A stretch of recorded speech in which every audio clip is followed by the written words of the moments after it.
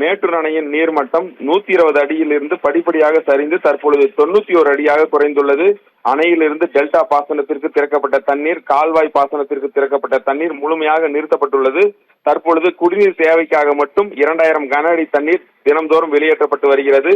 இந்த நிலையில் அணையின் நீர்மட்டம் படிப்படியாக குறைந்து வருவதால் அணையின் 16 கண் மதகு பகுதி நீரின்றி முழுமையாக வறண்டு காணப்பட்டுள்ளது. இதன் காரணமாக தற்பொழுது 16 கண் மதகுகள் பராமரிப்பு பணிகள் தொடங்கியுள்ளது.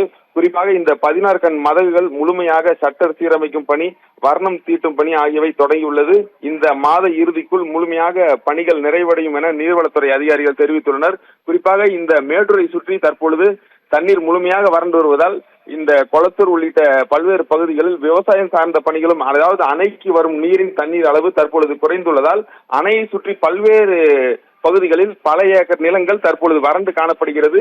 இந்த நிலத்திலும் விவசாயிகள் தற்பொழுது விவசாய பணியில் ஈடுபட்டுள்ளனர். குறிப்பாக இந்த பகுதியில் ஆரியம், நெல் உள்ளிட்ட தானிய வகைகளை விளைவிப்பதற்காக தற்பொழுது அந்த மண் சீரமைக்கும் பணி போன்ற பணிகளில் விவசாயிகள் ஈடுபட்டுள்ளனர். தற்பொழுது விவசாயத்திற்கு இந்த நிலம் பயன்படுத்தப்பட்டு வருகிறது. தொடர்ந்து அணைக்கான நீர்வரத்து தற்பொழுது குறைந்து வருவதால் தற்பொழுது 91 கன அடி உள்ளது. மேலும் இந்த ஆண்டு திட்டமிட்டபடி வருகின்ற ஜூன் 12ஆம் தேதி டெல்டா பாசனத்திற்கு தண்ணீர் திறக்கப்பட வாய்ப்புள்ளதால் டெல்டா பகுதியை சார்ந்த விவசாயிகளும் மகிழ்ச்சியில் உள்ளனர். அணைக்கான நீர்வரத்து தற்பொழுது 91 கன அடியாக உள்ளதால் இந்த ஆண்டு மீண்டும், அதாவது விவசாயத்திற்கு திட்டமிட்டபடி டெல்டா பாசனத்திற்கு தண்ணீர் திறக்கப்படும் என்ற ஒரு அறிவிப்பையும் தற்பொழுது நீர்வளத்துறை அதிகாரிகள் தகவலாக தெரிவித்துள்ளனர். ராதிகா, தகவல்களுக்கு நன்றி ஆனந்த்.